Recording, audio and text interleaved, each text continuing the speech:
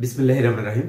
আমরা আজকের এই ভিডিওতে দেখার চেষ্টা করব ডাক জীবন বীমা যে বিশাল নিয়োগ বিজ্ঞপ্তি প্রকাশ করা হয়েছে, এই নিয়োগ বিজ্ঞপ্তির ডিটেলস আলোচনা করার চেষ্টা করব আমরা।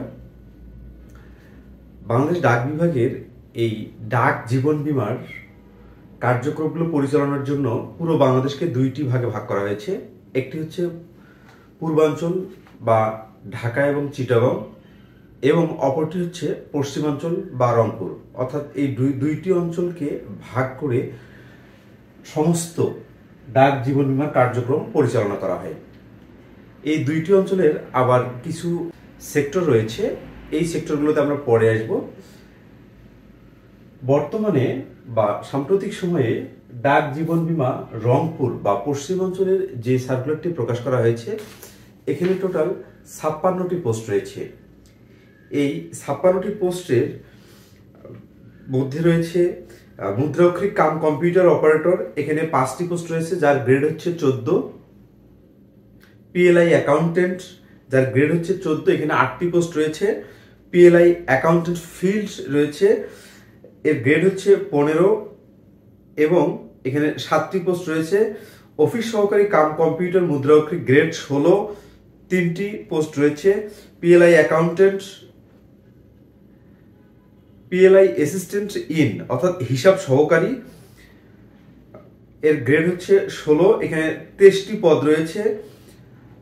ড্রাইভার, এখানে 1টি পদ রয়েছে। অফিস সহায়ক অর্থাৎ এমএলএসএস যাকে বলা হয়, এর গ্রেড হচ্ছে 20, এখানে 6টি পোস্ট রয়েছে।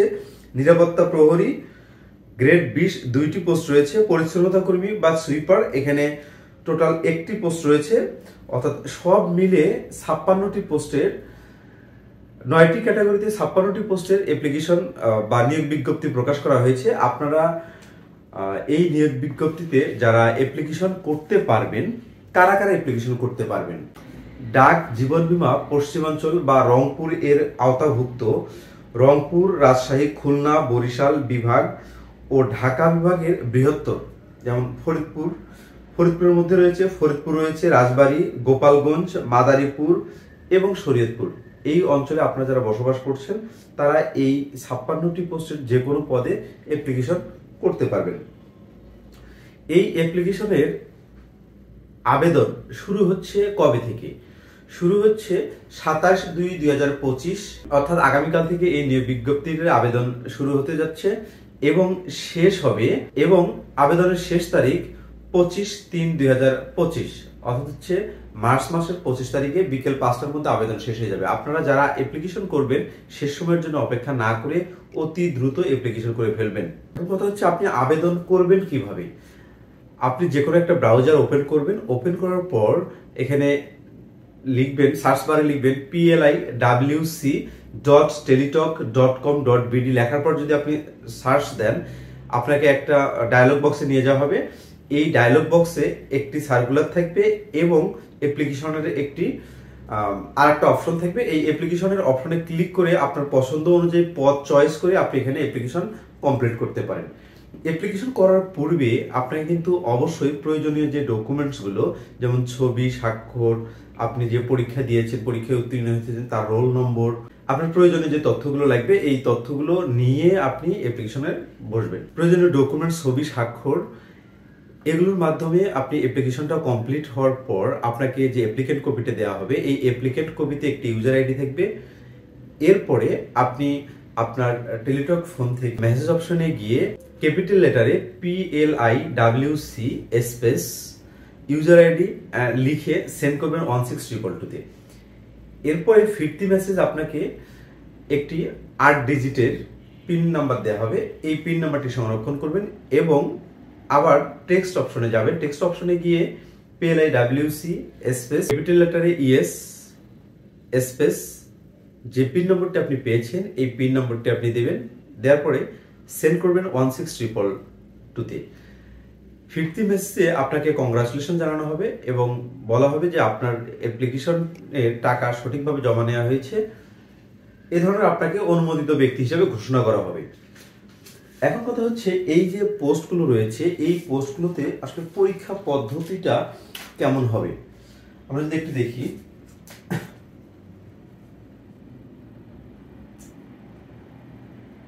পরীক্ষা পদ্ধতি হচ্ছে এমসিকিউ। এখানে যে পোস্টগুলি রয়েছে 9টি পোস্ট রয়েছে, 9টি পোস্টের ক্ষেত্রেই কিন্তু পরীক্ষা পদ্ধতি এমসিকিউ হবে এবং কোনো ধরনের নেগেটিভ মার্ক থাকবে না। অর্থাৎ আপনি যদি ভুল দেখান তাতে কোনো নম্বর কাটা যাবে না। এখানে টোটাল 70 নম্বরের লিখিত পরীক্ষা হয়, 70 নম্বরের লিখিত পরীক্ষা হয় এবং 30 হচ্ছে ভাইভা। টোটাল হচ্ছে 100 নম্বরের পরীক্ষা অনুষ্ঠিত হবে। এই পরীক্ষায় অর্থাৎ এই 70 নম্বরের লিখিত পরীক্ষায় বা এমসিকিউ পরীক্ষায় আপনারা যারা উত্তীর্ণ হবেন তাদেরকেই ভাইভাই কল করা হবে এবং ভাইভা এবং এই 70 নম্বর যে লিখিত পরীক্ষা আপনি দিয়েছেন 2টা নম্বর যোগ করে আপনাকে সিলেক্ট করা হবে। অর্থাৎ সর্বোচ্চ যিনি নম্বর পাবেন তাদেরকেই সিলেক্ট করা হবে। এখন দেখুন এই 70 নম্বর আসলে কি কি ভাবে থাকতে পারে। পূর্বের যে কোশ্চেনগুলো, ডাক জীবন বীমার যে কোশ্চেনগুলো, সেখানে যদি আপনি অ্যানালাইসিস করেন সেখানে আপনি দেখতে পাবেন এই 70 নম্বরে 70টি কোশ্চেন থাকবে, প্রত্যেকটাতে এক এক করে। এটা হচ্ছে এক ধরনের প্যাটার্ন। অন্য একটা প্যাটার্ন হচ্ছে এখানে টাইম হচ্ছে 1 ঘন্টা বা 60 মিনিট।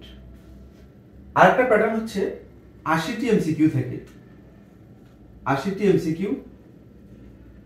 এই 80টা এমসিকিউ কে কনভার্ট করে 70 নম্বরে কনভার্ট করতে হয় এবং 30 ভাইভা এটা ঠিক থাকে, 30 ভাইভাটা ঠিক থাকে। আবার আরো এক ধরনের প্যাটার্ন রয়েছে, সেটাতে হচ্ছে 100টি কোশ্চেন থাকে, 100টি কোশ্চেন থাকে, এমসিকিউ থাকে এবং এই 100টি এমসিকিউ এর জন্য টাইম থাকে 90 মিনিট, 90 মিনিট বা 1.5 ঘন্টা সময় থাকে। এই ক্ষেত্রেও এই 100টি এমসিকিউ কে কনভার্ট করে 70 নম্বরে নিয়ে আসা হয় এবং 30 ভাইভা। অর্থাৎ আপনি যে প্রসেসেই যান, লিখিত পরীক্ষায় বা এমসিকিউ পরীক্ষায় আপনার এখানে 70 নম্বর থাকবে এবং 30 হচ্ছে ভাইভা। এটা বাংলাদেশ ডাক বিভাগে যে পোস্টের সার্কুলারগুলো দেওয়া হয়েছে, এই সার্কুলারের নিয়োগ বিধিতে স্পষ্ট করে বলে দেওয়া আছে। এখন কথা হচ্ছে পরীক্ষা কোথায় হবে। পরীক্ষা যেহেতু এই ডাক জীবন বীমা রংপুর অঞ্চলের পশ্চিমাঞ্চল বা রংপুরের নিয়োগ এটি, সুতরাং পরীক্ষা কিন্তু রংপুরে হবে, এতে কোনো সন্দেহ নেই। আপনাকে ঢাকায় এসে পরীক্ষা দিতে হবে না। এবং এই পরীক্ষার কারা কারা প্রশ্ন করে থাকেন, দেখুন এই যে নিয়োগ পরীক্ষার ক্ষেত্রে প্রত্যেকটা নিয়োগের ক্ষেত্রে একটা করে নিয়োগ কমিটি হয়। এই নিয়োগ কমিটির অনুমোদিত ব্যক্তিরাই মূলত পরীক্ষার আগের দিন প্রশ্ন করে থাকে। আমাদের ডাক বিভাগে যে ঘটনাটা ঘটে, আগের দিন রাতে প্রশ্ন হয় এবং পরের দিন সকালবেলা গরম প্রশ্নে অর্থাৎ প্রিন্ট দেওয়ার পরে যে প্রশ্ন মানে ঠান্ডা হওয়ার আগেই আপনাদের কাছে প্রশ্ন পৌঁছে যায়। অর্থাৎ আপনি গরম প্রশ্ন পরীক্ষা দিতে পারবেন এখানে। এখন কথা হচ্ছে পরীক্ষা কবে হতে পারে।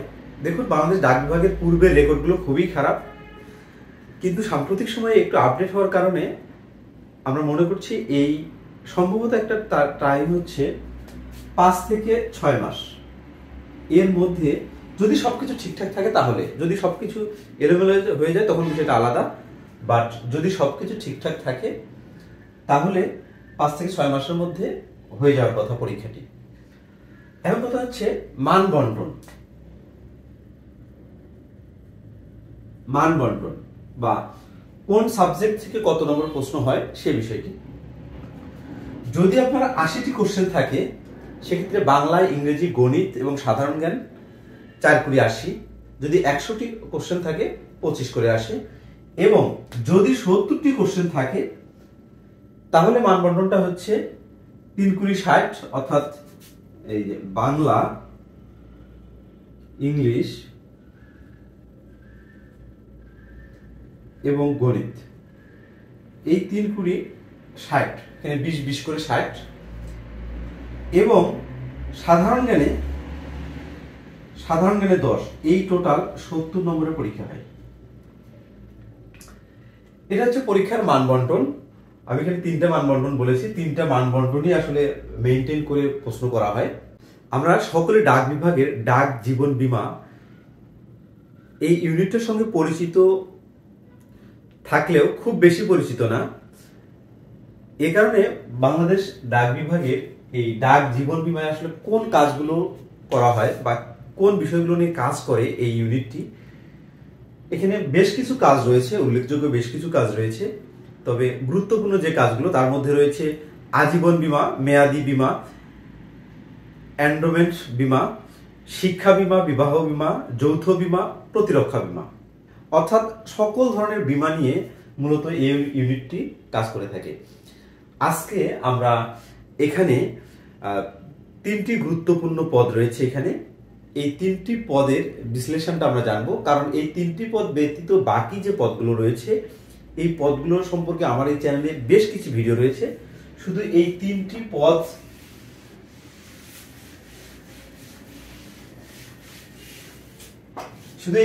পদের ভিডিও আমার এই চ্যানেলে খুবই কম রয়েছে। একটি পদ হচ্ছে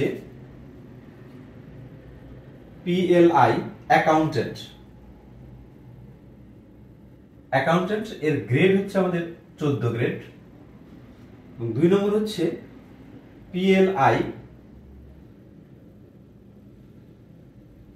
অ্যাকাউন্টেন্ট এর গ্রেড হচ্ছে 15।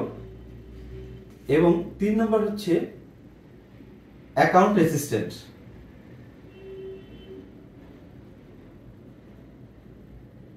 অ্যাকাউন্ট অ্যাসিস্ট্যান্ট এর গ্রেড হচ্ছে 16। তো আজকে মূলত এই পদ 3টির কাজের যে বিষয়গুলো সেটা তো আমি বলেছি অলরেডি। বেতন কত পেতে পারেন, যেমন ধরুন PLI অ্যাকাউন্টেন্ট গ্রেড 14, এটি কিন্তু আমাদের নর্মাল যখন আপনি পোস্ট অফিসে চাকরি করবেন বা শর্টিং সেন্টারগুলোতে চাকরি করবেন বা PMG অফিসের যে পদগুলোতে রয়েছে, এটা কিন্তু উচ্চমান সহকারী বলা হয়। যখন আপনি PLI যাবেন তখন এটা PLI অ্যাকাউন্টেন্ট বা গ্রেড 14 বলা হয়। এবং PLI অ্যাকাউন্টেন্ট এটা হচ্ছে গ্রেড 15। অর্থাৎ এই পদে বা এর সমমান পদগুলোতে যখন আপনি পোস্ট অফিসে চাকরি করবেন তখন সেটা মেইল অপারেটর বা পোস্টাল অপারেটর পদের সমতুল্য হয়ে যায়। অ্যাকাউন্ট অ্যাসিস্ট্যান্ট গ্রেড হচ্ছে 16। আপনি যদি এই PLI অ্যাকাউন্টেন্ট পদে চাকরি করেন এক্ষেত্রে আপনি 19,000 সামথিং স্যালারি পেতে পারেন। এবং PLI অ্যাকাউন্টেন্ট এখানে 18,000 সামথিং স্যালারি পাবেন। এবং অ্যাকাউন্ট অ্যাসিস্ট্যান্ট 16 গ্রেডের যে পোস্টটি, এই পোস্টে আপনি 17,000 সামথিং স্যালারি পাবেন বা এর আশেপাশে একটি স্যালারি পেতে পারেন। এখন কথা হচ্ছে এই পদগুলোতে আপনি চাকরিতে জয়েন দেওয়ার পরে কোথায় কোথায় আপনাকে পোস্টিং দিতে পারে। কিন্তু হচ্ছে PLI অ্যাকাউন্টেন্ট এটা হচ্ছে ফিল্ড, অর্থাৎ মাঠে কাজ করতে হয়। মাঠে কিছু অফিস রয়েছে, সেই বিষয়গুলি আমরা একটু পরে অফিসের পরিচয়গুলো আমরা জানতে পারবো। পশ্চিমাঞ্চল বা রংপুর অঞ্চলের এই কার্যক্রমগুলো পরিচালনার জন্য 2টি RM অফিস রয়েছে।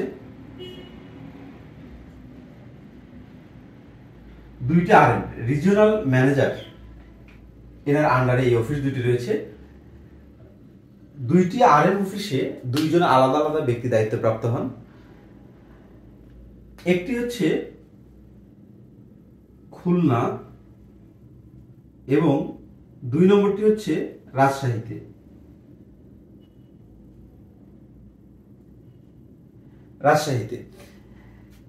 এখন এই যে PLI অ্যাকাউন্টেন্ট গ্রেড 14 যেটা, এই পদে আপনারা জয়েন করবেন, এই খুলনাতেও আপনার জয়েন হতে পারে এবং রাজশাহী RM অফিসেও আপনার জয়েন হতে পারে।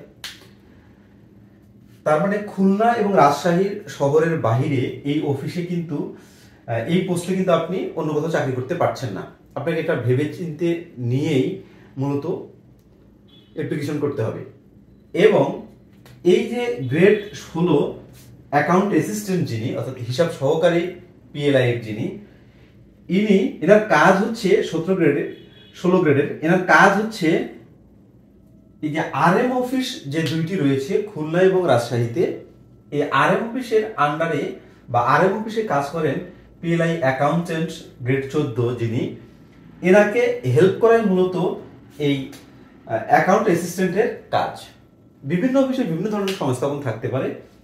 এখানে একজন PLI অ্যাকাউন্টেন্ট গ্রেড 14 এনার আন্ডারে বা এনাকে হেল্প করার জন্য সংস্থাপন 3 জন 4 জন বা 5 জন পর্যন্ত হতে পারে।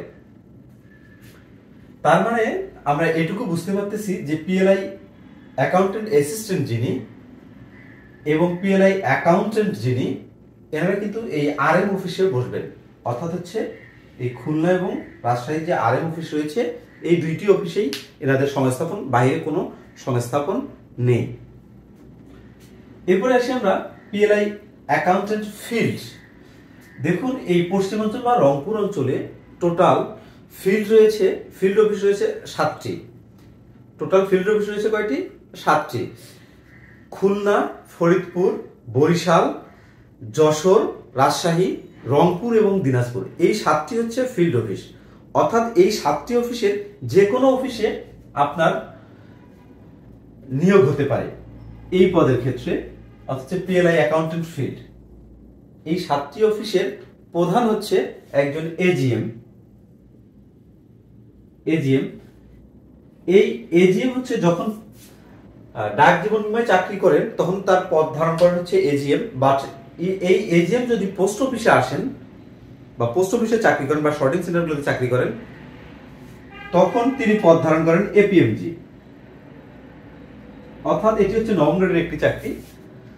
এপিএমজি আমাদের পোস্টালে যারা বিসিএস কমপ্লিট করেন তারা এসে ফার্স্টে এই পদেই জয়েন করেন। তার মানে বোঝা যাচ্ছে যে পিএলআই অ্যাকাউন্টেন্ট ফিল্ডের প্রধান হচ্ছেন একজন এজিএম বা অ্যাসিস্ট্যান্ট জেনারেল ম্যানেজার বলে এনাকে। এখানে দেখুন, এই পদে অ্যাপ্লিকেশনের জন্য বা অ্যাপ্লিকেশন যদি আপনি করেন, সেক্ষেত্রে কিন্তু এই 7টি অফিসের বাইরে আপনার জয়েন হওয়ার কোনো সুযোগ নেই। এই মূলত আপনার কাজের স্থান। এই অফিসগুলোর আরো বেশ কিছু ডায়াগ্রাম আছে, আসলে আপনার এত বেশি জানার দরকার নাই। এই পোস্ট তিনটার জন্য কোথায় কোথায় আপনি চাকরি করতে পারেন শুধু সেই বিষয়টি জানলেই এনাফ। অলরেডি আমি এইটুকু বলে ফেলেছি। আপনারা যারা বাংলাদেশ ডাক বিভাগের এই জীবন বীমায় অর্থাৎ পশ্চিমাঞ্চল বা রংপুর অঞ্চলে অ্যাপ্লিকেশন করবেন বা বাংলাদেশ ডাক বিভাগের নিয়োগ পরীক্ষায় অংশগ্রহণ করবেন, আপনাদের সুবিধার্থে আমার এই চ্যানেলের পক্ষ থেকে একটি পেইড ভার্সন কোর্স চালু করা হয়েছে। এই কোর্সে টোটাল 45টি ক্লাস থাকবে, 30টি লাইভ ক্লাস এবং 15টি মডেল টেস্ট, যার মাধ্যমে আপনি নিজেকে যাচাই করতে পারবেন। এই কোর্সটিতে আমি নিজেই এই বাংলাদেশ ডাক বিভাগের বিগত সালের যে প্রশ্ন, এগুলো অ্যানালাইসিস করে একটি গুরুত্বপূর্ণ সাজেশন দেওয়া হবে। এছাড়াও আপনার যে প্রিপারেশন রয়েছে, এই প্রিপারেশনটাকে বেগবান করার উদ্দেশ্যে আমার পক্ষ থেকে যে ক্লাসগুলো নেওয়া হবে, পরিকল্পিত ক্লাস নেওয়া হবে এবং এই ক্লাসগুলো শুক্রবার, শনিবার এবং সোমবার প্রতিদিন রাত 9টায় অনুষ্ঠিত হয়। ক্লাসগুলো জুম অ্যাপে অনুষ্ঠিত হবে এবং সবগুলো ক্লাস রেকর্ড করা থাকবে। পরবর্তীতে আপনি রেকর্ডেড ভিডিওগুলো দেখতে পাবেন। আপনারা যদি এই কোর্সটিতে ভর্তি হতে চান, সেক্ষেত্রে 01726995630 এই নাম্বারে হোয়াটসঅ্যাপ রয়েছে, এই নাম্বারে যোগাযোগ করতে পারেন। এই নাম্বারে যোগাযোগের মাধ্যমে সকল সিস্টেম আপনাকে জানিয়ে দেওয়া হবে।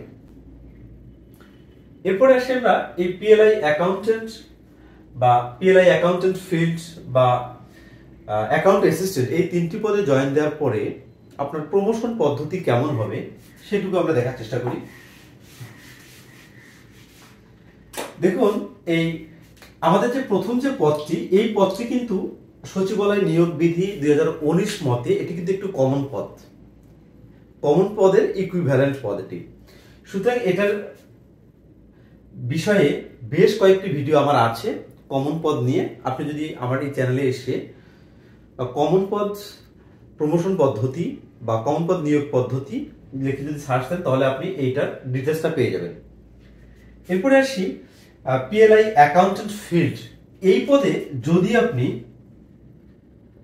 অ্যাটলিস্ট 5 বছর চাকরি করেন, 5 বছর চাকরি করেন এবং আপনার ডিপার্টমেন্টে যদি সুনাম থাকে বা আপনার ডিপার্টমেন্টে যদি কোনো ধরনের শাস্তি না থাকে, সেক্ষেত্রে আপনি কিন্তু ইজিলি এখান থেকে পিএলআই অ্যাকাউন্টেন্ট এই পদে যেতে পারেন। পিএলআই অ্যাকাউন্টেন্ট ফিল্ড থেকে পিএলআই অ্যাকাউন্টেন্টে যেতে পারেন, অর্থাৎ হচ্ছে 15 গ্রেড থেকে আপনি 14 গ্রেডে ইজিলি যেতে পারেন। যখন আপনি এই গ্রেডে যাবেন, এই গ্রেডে যাওয়ার পর আপনার পোস্টের যে প্রমোশন পদ্ধতি এটা কিন্তু ওপেন হয়ে যাচ্ছে, অর্থাৎ শুধু ডাক বিভাগে না, অন্য অন্য বিভাগেও আপনি এখান থেকে যেতে পারেন সচিবালয় নিয়োগ বিধি 2019-এর তথ্য মতে। এরপরে দেখুন অ্যাকাউন্ট অ্যাসিস্ট্যান্ট ইন পিএলআই, অর্থাৎ হচ্ছে হিসাব সহকারী, পিএলআই যে হিসাব সহকারী গ্রেড হচ্ছে 16, এই পদে যদি আপনি অ্যাপ্লিকেশন করেন বা এই পদে জয়েন দেওয়ার পরে অ্যাটলিস্ট আপনাকে ডিপার্টমেন্টে 5 বছর যদি চাকরি করেন, 5 বছর চাকরি করার পর আপনি কিন্তু এখান থেকে পিএলআই অ্যাকাউন্টেন্ট গ্রেড 15-তে যেতে পারেন। এখন এখানে একটু ব্যতিক্রমধর্মী আলোচনা রয়েছে, সেটা হচ্ছে এই যে PLI accountant grade, PLI accountant field grade 15, যেটা গ্রেড 15, এই পদ থেকে আপনি যদি ডিপার্টমেন্টের সদিচ্ছা না থাকে, অর্থাৎ 5 বছর পরে যে নিয়োগটা হওয়ার কথা সেটি যদি না হয়, নর্মাল একটি নিয়ম রয়েছে, অর্থাৎ এইভাবে কিন্তু আপনার প্রমোশন হবেই। এই পিএলআই অ্যাকাউন্ট ফিল্ড এই পদ থেকে আপনি বাধ্যতামূলকভাবে প্রমোশন পাবেন, সেটা হচ্ছে 10 বছর পরে। 10 বছর পর আপনি এখান থেকে এলএসজি বা সুপারভাইজার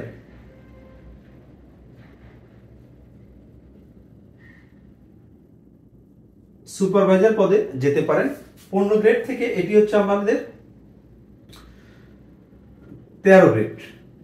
তার মানে আপনি কিন্তু 10 বছর পর ইজিলি 15 গ্রেড থেকে 13তম গ্রেডে আসতে পারছেন। এবং এইখান থেকে এই এলএসজি থেকে, অর্থাৎ এখানে অ্যাটলিস্ট 5 বছর চাকরি করার পর ইজিলি আপনি এইচএসজি এই পোস্টে আসতে পারছেন। তার মানে আপনি দেখুন পিএলআই অ্যাকাউন্টেন্ট ফিল্ড থেকে আপনি কিন্তু অর্থাৎ 15 গ্রেড থেকে 13 গ্রেড এবং এর যে উপরের যে পদগুলো, এই পদে আসতে পারছেন। এবং এইখান থেকে এইচএসজি থেকে আপনি অফিস সুপার পর্যন্ত হতে পারেন, এবং অফিস সুপার বা এখান থেকে অফিস সুপারের পরে এপিএমজি, যদি আপনি এই ডাক জীবনময় থাকেন সেক্ষেত্রে আমাদের এজিএম ফিল্ড হতে পারেন, মানে হওয়ার ক্ষেত্রে সুযোগ রয়েছে। এরপরে আপনি এই পিএলআই অ্যাকাউন্টেন্ট থেকে জুনিয়র অ্যাকাউন্টেন্ট হতে পারেন, যার গ্রেড হচ্ছে, পিএলআই অ্যাকাউন্টেন্ট থেকে আপনি জুনিয়র অ্যাকাউন্টেন্ট হতে পারেন, যার গ্রেড হচ্ছে 11। তবে এই পিএলআই অ্যাকাউন্টেন্ট থেকে যদি আপনি জুনিয়র অ্যাকাউন্টেন্ট হন, সেক্ষেত্রে আপনাকে P&T সার্ভিস নামে একটা পরীক্ষা রয়েছে, এখানে পার্ট 1 এই পরীক্ষা আপনাকে পাস করতে হবে যদি ডিপার্টমেন্ট পরীক্ষার আয়োজন করে সেক্ষেত্রে। এরপরে এই জুনিয়র অ্যাকাউন্টেন্ট থেকে আপনি ঊর্ধ্বতন হিসাব রক্ষক পর্যন্ত হতে পারেন, অর্থাৎ এই পদ থেকে ঊর্ধ্বতন হিসাব রক্ষক পর্যন্ত আসার পরে আপনার কিন্তু আর প্রমোশন থাকবে না, এখান থেকে আপনাকে চাকরি থেকে রিটায়ার করতে হবে। তার মানে পিএলআই অ্যাকাউন্টেন্ট থেকে আমরা দুইটা প্রসেস দেখলাম, একটা হচ্ছে এখানে আপনি এপিএমজি বা এজিএম পর্যন্ত হতে পারেন ফিল্ডের, এবং আরেকটি হচ্ছে ঊর্ধ্বতন হিসাব রক্ষক, যিনি এই পদ পর্যন্ত আসতে পারেন। এখানে আরেকটি প্রমোশন রয়েছে এটার, অর্থাৎ পিএলআই অ্যাকাউন্টেন্টের আরো একটি প্রমোশন রয়েছে।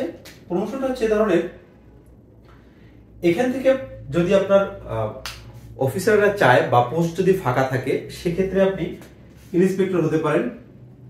পিএলআই অ্যাকাউন্টেন্টের যে ইন্সপেক্টর বা পরিদর্শক বলে, এটাকে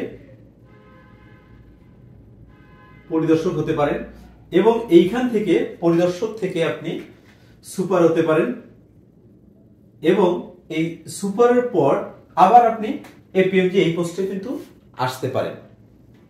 অর্থাৎ আপনি পিএলআই অ্যাকাউন্ট থেকে ত্রিমুখী একটা সুযোগ রয়েছে আপনাদের প্রমোশনের, মানে এখান থেকে আপনার প্রমোশন হবেই এই ধরনের। এরপরে আসে আমরা পিএলআই অ্যাকাউন্ট অ্যাসিস্ট্যান্ট ইন, যিনি এইখান থেকে কিন্তু আপনি 5 বছর চাকরি করার পরে আপনি পিএলআই অ্যাকাউন্টেন্ট ফিল্ড এই পদে অ্যাপ্লিকেশন করতে পারেন এবং এই পদে আসার পরে আপনার যদি যোগ্যতা থাকা সাপেক্ষে ডিপার্টমেন্টে যদি পোস্ট ফাঁকা থাকে এর সাপেক্ষে আপনি এই যে পিএলআই অ্যাকাউন্টেন্ট ফিল্ড থেকে 4 ভাবে প্রমোশন নেওয়া যায়, এই 4টি পদে আপনার জন্য ওপেন হয়ে যাবে, অর্থাৎ 4টি দিকে আপনার জন্য ওপেন হয়ে যাবে। এই 4 ভাবে আপনি প্রমোশন নিতে পারেন। তার মানে এই 3টি পদ পিএলআই অ্যাকাউন্টেন্ট গ্রেড 14 এবং PLI accountant field, PLI account assistant, এই 3টি পদ কিন্তু খুবই গুরুত্বপূর্ণ পদ এবং এই 3টি পদের লোকজনই কিন্তু এই ডাক জীবন বীমায় যে কাজগুলো হয়ে থাকে ম্যাক্সিমাম কাজগুলো কমপ্লিট করে থাকে। তবে পিএলআই অ্যাকাউন্টেন্ট যিনি ফিল্ড রয়েছেন ম্যাক্সিমাম কাজ ইনি করে থাকেন। পিএলআই অ্যাকাউন্টেন্ট গ্রেড 14 যিনি, ইনি যে কাজগুলো করে থাকেন এই সংখ্যাটা কম, বাট পিএলআই অ্যাকাউন্টেন্ট গ্রেড 15 এই ব্যক্তি কিন্তু সবচেয়ে বেশি কাজ করে থাকেন এবং অফিসের ভাইটাল একজন ব্যক্তি। এই ছিল আমাদের বাংলাদেশ ডাক বিভাগের জীবন বীমা পশ্চিমাঞ্চল বা রংপুরের নিয়োগ প্রক্রিয়ার যে সিস্টেমটা, পরীক্ষা পদ্ধতি, প্রমোশন পদ্ধতি, সবগুলো আমরা এক ভিডিওতেই দেখার চেষ্টা করলাম। যদি আপনার এই ভিডিওটি ভালো লেগে থাকে অবশ্যই সাবস্ক্রাইব করে রাখবেন, আর যদি সাবস্ক্রাইব অলরেডি করে থাকেন আপনাকে অসংখ্য ধন্যবাদ। আজকে এ পর্যন্তই, আল্লাহ হাফেজ।